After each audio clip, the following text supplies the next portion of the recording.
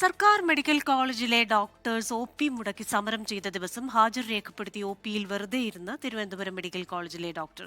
Cardiology വിഭാഗം assistant professor doctor പ്രിയ ഷൺമുഖനാണ് ഒ.പിയിൽ വെറുതെ ഇരുന്നത്.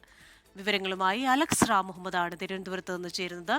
അലക്സ്, ഈ കാർഡിയോളജി വിഭാഗത്തിനെതിരെ മുൻപ് ആരോപണം ഉയർന്നിരുന്നു. ഈ കൊല്ലം സ്വദേശിയായ വേണു ചികിത്സ കിട്ടാതെ മരിച്ചു എന്ന് പറയുമ്പോൾ ട്രോപ്പോണിൻ പോസിറ്റീവായി വരുന്നു. കാർഡിയോളജി വിഭാഗം അദ്ദേഹത്തെ കൺസൾട്ട് ചെയ്യുന്നത് പോലും 2 ദിവസങ്ങൾക്ക് ശേഷമാണെന്ന ആക്ഷേപമൊക്കെ ഉയർന്ന ഒരു ഡിപ്പാർട്ട്മെന്റാണ് ഇപ്പോൾ ഇത്തരത്തിലൊരു കാര്യം കൂടി വരുന്നത്.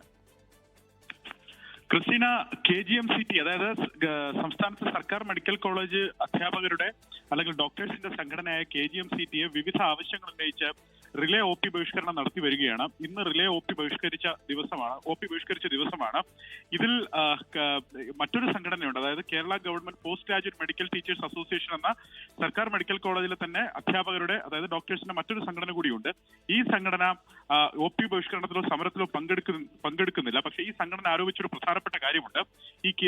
ഈ ഒ.പി. ബഹിഷ്കരണത്തിൽ പങ്കെടുക്കുന്ന ഡോക്ടേഴ്സ് ഹാജർ രേഖപ്പെടുത്തിയതിനു ശേഷം മറ്റു ജോലികളിൽ ഏർപ്പെടാതെ ഡിപ്പാർട്ട്മെന്റിൽ തുടരുന്നു എന്നുള്ളതാണ്. അവർ ഒ.പി. ബഹിഷ്കരിച്ചാണ് അവരുടെ സമരമെങ്കിൽ അത് അങ്ങനെ തന്നെ തുടരണം. ഹാജർ രേഖപ്പെടുത്തി ഡിപ്പാർട്ട്മെന്റിൽ മറ്റു ജോലികളില്ലാതെ തുടരുന്നത് രോഗികളെയും അതുപോലെ വിദ്യാർത്ഥികളെയും ഒക്കെ അവരോട് കാണിക്കുന്ന ക്രൂരതയാണ് എന്ന് ഈ KGPMTA ആരോപിച്ചിരുന്നു. ഇതിന് തൊട്ടു പിന്നാലെയാണ് അത് ശരിവെക്കുന്ന ഒരു വിവരം കൂടി പുറത്തു വരുന്നത്. ഇന്ന് സമര ദിവസമായിരുന്നു. ഇന്ന് തിരുവനന്തപുരം മെഡിക്കൽ കോളേജിലെ കാർഡിയോളജി വിഭാഗം അസിസ്റ്റന്റ് പ്രൊഫസർ ഡോക്ടർ പ്രിയ ഷൺമുഖൻ ഹാജർ രേഖപ്പെടുത്തി ഡിപ്പാർട്ട്മെന്റിൽ തുടരുകയായിരുന്നു. ഇവർ ഒ.പിയിലേക്ക് പോകുകയോ മറ്റു ജോലികളിൽ ഏർപ്പെടുകയോ ചെയ്തില്ല.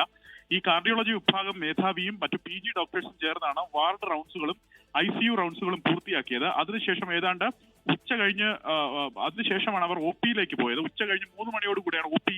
ഇവർക്ക് പൂർത്തിയാക്കാനായത്. 422 രോഗികൾ ഇന്ന് കാർഡിയോളജി ഒ.പിയിലെത്തി ചികിത്സ തേടി.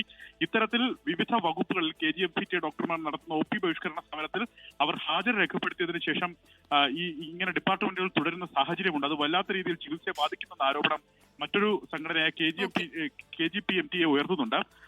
ഈ കൊല്ലം സ്വദേശി വേണുവിന് ചികിത്സ നിഷേധിച്ചെന്ന പരാതി ഉയർന്നത് പോലും തിരുവനന്തപുരം മെഡിക്കൽ കോളേജിലെ ഈ കാർഡിയോളജി വിഭാഗത്തിലാണ്. അവിടെയാണ് ഇത്തരത്തിൽ ലോകത്തെവിടെയായാലും ഏത് സമയത്തും 24 വാർത്തകളും ഓഗ്മെന്റഡ് റിയാലിറ്റി പാക്കേജുകളും എക്സ്പ്ലെയിനറുകളും വിശദമായി കാണാൻ ഞങ്ങളുടെ യൂട്യൂബ് ചാനൽ നിങ്ങൾക്ക് സബ്സ്ക്രൈബ് ചെയ്യാം.